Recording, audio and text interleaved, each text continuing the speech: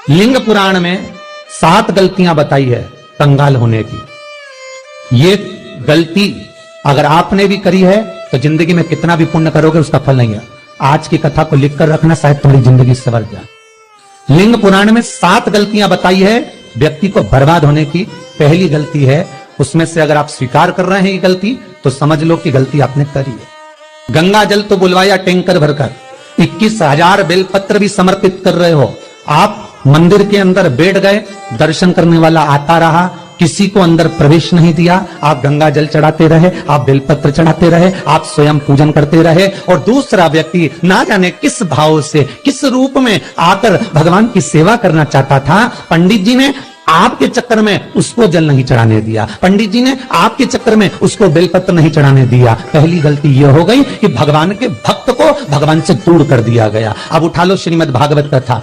2 देवताओं ने गलती करी थी। एक ब्रह्मा जी ने गलती करी थी कि गाय बछड़ों का हरण कर लिया था। 1 वर्ष होने में 1 दिन था तब ब्रह्मा जी ने गाय बछड़े वापस दिए थे। दूसरी गलती इंद्र ने करी थी, जल वृष्टि करी तब भगवान कृष्ण को गोवर्धन पर्वत उठाना पड़ा। दोनों देवताओं ने गलती करी पर भगवान कृष्ण ने इंद्र को क्षमा कर दिया पर ब्रह्मा को क्षमा नहीं करा। क्यों नहीं करा? क्योंकि इंद्र को क्षमा इसलिए करा क्योंकि इंद्र ने जब जल वृष्टि करी तो सारे ब्रजवासियों को भगवान के चरणों में लाकर छोड़ दिया। सारे ब्रजवासी गोवर्धन पर्वत के नीचे आकर बैठ गए, भगवान के चरणों में आ गए। और ब्रह्मा ने जो गलती करी वो ऐसी गलती करी कि भगवान से गाय और बछड़ों को दूर कर दिया। जो भगवान से भगत को दूर कर दे उसको शंकर कभी क्षमा नहीं कर सकता। इसलिए बर्बादी का पहला कारण आप भक्त और भगवान में दूरी बना दी। आप भक्त और भगवान की दूरी बना दी। मेरा एक निवेदन हाथ जोड़कर है, हवेली जी हो, ठाकुर जी का मंदिर हो, रामकृष्ण मंदिर हो, शंकर मंदिर हो, किसी भी देवता का मंदिर हो, उसमें भक्त और भगवान में दूरी मत बनवाओ। बन सके तो भक्तों को ले जाकर भगवान के चरणों में छोड़ो। जाओ अंदर दर्शन करो, जाओ पूजन करो, जाओ पाठ करो, जाओ अर्चना करो। आप अगर गंगा जल भी चढ़ा रहे हो, आप अगर बेलपत्र भी चढ़ा रहे हो, 21,000 चढ़ा रहे हो, रोज 1 लोटा गंगा जल पूरे सावन के महीने में तुम टैंकर भरवा के बुलवा के समर्पित कर रहे हो, और निवेदन है एक कोने में बैठकर चढ़ाते रहो, बाकी के भक्तों के लिए कह दो तुम्हारे लिए मंदिर पूरा खुला है, आप खुद चढ़ाओ, आनंद करो, तो शायद तुम बर्बाद नहीं होते। भक्त से भगवान की दूरी होती है तो भगवान सहन नहीं कर पाता। भगवान की जब पूजन कर रहे हो, 21,000 बेलपत्र चढ़ा रहे हो, गंगा का जल चढ़ा रहे हो, चंदन चढ़ा रहे हो, अबीर चढ़ा रहे हो, गुलाल चढ़ा रहे हो, तो तुम्हारे भीतर ये अहंकार, जब तुम पूजन करके उठो तो उठते समय तुम्हारे भीतर अभिमान नहीं होना चाहिए कि मैंने जो अनुष्ठान करा उसके बराबर कोई नहीं कर सकता। वो अभी लंका अधिपति रावण की सोने की लंका हनुमान नहीं जला सकते थे। संहिता उठाइए और रावण संहिता को उठाकर पढ़िए। हनुमान जी सोने की लंका नहीं जला सकते थे। फिर क्यों जल गई? किस लिए जली वो सोने की लंका? केवल कारण इतना था कि रावण जब शंकर की पूजन कर कर उठता था तो शंकर भगवान से एक शब्द कहता था, भोलेनाथ तुम्हारे सारे भक्तों में मेरे जैसा भक्त कहीं नहीं मिलेगा जो तुमको अपने हाथों पर उठा लेता। बस वो अभिमान ऐसा था कि सोने की लंका जल गई, नहीं तो किसी की सामर्थ्यता नहीं थी कि सोने की लंका जले। आपका धन, आपका वैभव, आपकी सत्ता आपके पास रहेगी, आप पर कर्जा कभी नहीं हो सकता, आप पर कर्जा ठहर नहीं सकता। पर कर्जा क्यों बढ़ा, लंका क्यों जली, क्यों बर्बाद हुए, उसका कारण होगा आपकी अभिमतता। ये दूसरा कारण है व्यक्ति को बर्बाद होने का, अभिमतता।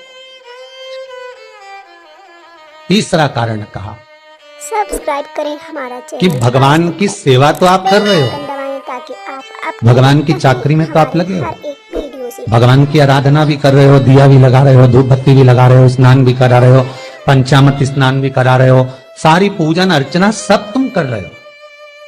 पर हो सकता है इस पूजन अर्चना में आप केवल 3 घंटा पूजन करते हो और बाकी के समय किसी न किसी की जीवात्मा को दुख पहुंचा रहे हो।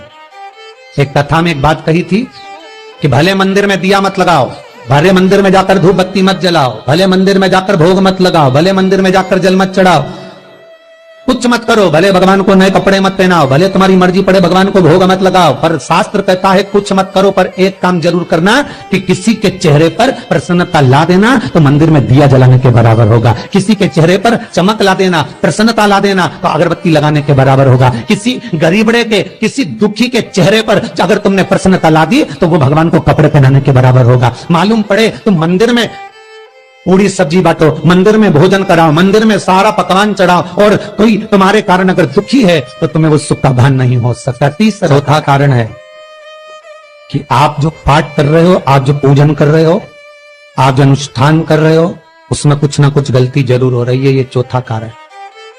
एक बार पूरे घर के लोगों को बिठाओ, अपने घर के लोगों को, मम्मी से पूछना मम्मी तुम कौन कौन सा पाठ करती हो, एक बार मम्मी से पूछना, फिर एक बार पापा से पूछना पापा आप कौन कौन सा पाठ करते हो सुबह, फिर बहू से पूछना भाभी आप कौन कौन सा पाठ करती हो, फिर छोटी दुल्हन से पूछना छोटी दुल्हन तुम कौन कौन सा पाठ करती हो, भैया आप कौन कौन सा पाठ करते हो, आप कौन कौन सा पाठ करते हो, पूछना।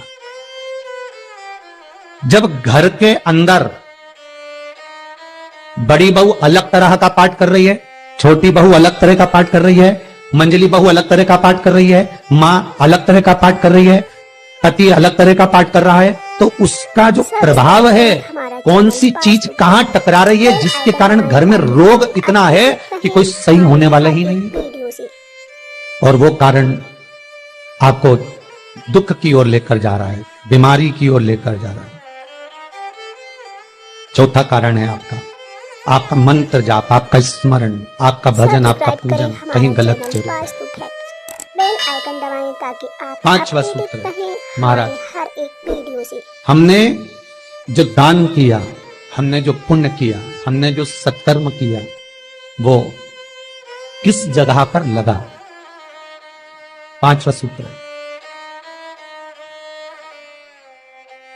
जो आप दान कर रहे हो, सब्सक्राइब करें हमारा चैनल वास्तुक है। जो आप पुण्य कर रहे हो, बेल आइकन सत्कर्म दबाएं कर रहे ताकि हो, वो आप किस जगह पर अपडेटेड लगा, ये रहें पांचवा सूत्र। हमारे हर एक वीडियो से। फिर निवेदन करेंगे, गाय, बेटी और लक्ष्मी 50 बार विचार करना तब किसी को देना। बेटी किसी ऐसे को मत ब्याह देना जो जुआ खेलता हो, मदिरापान करता हो, मांसाहार करता हो, वेश्यावृत्ति करता हो, वो बेटी का सम्मान नहीं करेगा। बेटी रोएगी तो कन्यादान करने वाले को रोना पड़ेगा। अपडेटेड रहें हमारे हर एक वीडियो से। दूसरे नंबर पर गौ माता, गाय ऐसे ब्राह्मण को दान मत देना कि ब्राह्मण के घर में खुद रहने की जगह नहीं और गाय को ले जाकर तुमने दे दिया और उस ब्राह्मण ने जब तक दूध दिया बांध कर रखा, एक तगाड़ी बाल्टी साड़ी के चक्कर में ले लिया, सोने के सींग के चक्कर में ले लिया और बाद में वही गाय कसाई के हाथ में बिक गई और कसाई ने काटा तो बद्दुआ तुमको लगी। बेटी, गाय और लक्ष्मी, पैसा भी किसी ऐसे भिखारी के कटोरे में मत दान देना कि जिसने ले जाकर मदिरापान में लगा दिया, जुए में लगा दिया, वेश्यावृत्ति में लगा दिया। अगर जिस भिखारी के कटोरे में पैसा दिया उसने शाम को ले जाकर मदिरापान में जुए में लगा दिया तो लक्ष्मी रोती है कि तूने मुझे गलत जगह पर दिया है, इसलिए अब तुझे रोना पड़ेगा। तब व्यक्ति को रोना पड़े। पांचवा कारण अपनी पुस्तिका में लिख कर रखना, तुम्हारे दुख का पांचवा कारण क्या है। करें हमारा चैनल। क्यों तुम करोड़पति से रोड़पति बन गए? तुम्हारे यहाँ पर 4-4, 5-5 गाड़ी थी, खूब वैभव था, खूब धन था, फैक्ट्रियां चल रही थी, सत्ताएं चल रही थी। भगवान शिव की कथा का छठा कारण बता, हमारे दुख का कारण छठा। सब्सक्राइब करें आदर, हमारा चैनल वास्तुक। सम्मान में बेल कमी। आइकन दबाएं ताकि आप अपडेटेड रहें। घर के जो बड़े हैं, घर के जो बुजुर्ग हैं, घर के जो आदरणीय हैं, उनका सम्मान नहीं करता। सुंदर कहा, जिस घर में माँ बाप की इज्जत नहीं होती, उस घर में देखना कभी बरकत नहीं होती। कभी कभी नगर में, गांव में सभी का व्यापार एक साथ समाप्त हो जाता है। कभी कभी गांव में, नगर में सबका व्यापार एक साथ समाप्त हो जाता है, सबका व्यापार एक साथ ही खल्लास हो जाता है, समाप्त, सभी कर्जे में हो जाते हैं। तो समझ लेना कि उस गांव के खेड़े का देव महादेव, उस गांव का खेड़ापति भगवान शंकर, उस गांव का शिव जरूर रुष्ट हुआ है, जरूर रुष्ट। उसको मनाने का प्रयास करो जिससे अपनी नगर, अपना गांव फिर उन्नति की सीढ़ी पर चढ़ जाए। जो अच्छा काम करवा रही है अच्छी कोड़ी आई होगी, सत्कर्म करवा रही है अच्छी कोड़ी आई होगी, और मालूम पड़े एक कोड़ी ऐसी आ गई जो डॉक्टरों में भरवा रही है, सारा की सारा धन मेडिकलों में लगवा रही है, पुलिस में लगवा रही है, कहीं गलत जगह पर लगवा रही है, कहीं एक्सीडेंट में लगवा रही है। जो कौड़ी गलत जगह पर धन को लेकर जा रही है, समझ लेना कि वो कौड़ी बेकार आ गई, जो सारा का सारा बर्बाद करने में लगी हुई है। उस कौड़ी को पहचानो कि वो कौड़ी कौन सी है। 7वां कारण शिव महापुराण का, लिंग पुराण का लिख कर रखना कि एक कौड़ी ढूंढना कि वो कौड़ी कौन सी घर में आ गई जो हमें बर्बाद कर कर चली गई। वो कौड़ी को ढूंढी। सावन से लेकर अभी तक की कथा की सबसे सुंदर व्यक्तित्ववान आज की कथा के 7 कारण शायद आपकी जिंदगी को बना दे। साहब आप अपडेटेड आज बाबा ने अगर बुलवाया है इस व्यासपीठ से तो आपके लिए बुलवाया होगा। श्री शिवाय नमस्तुभ्यं। श्री शिवाय नमस्तुभ्यं। श्री शिवाय नमस्तुभ्यं।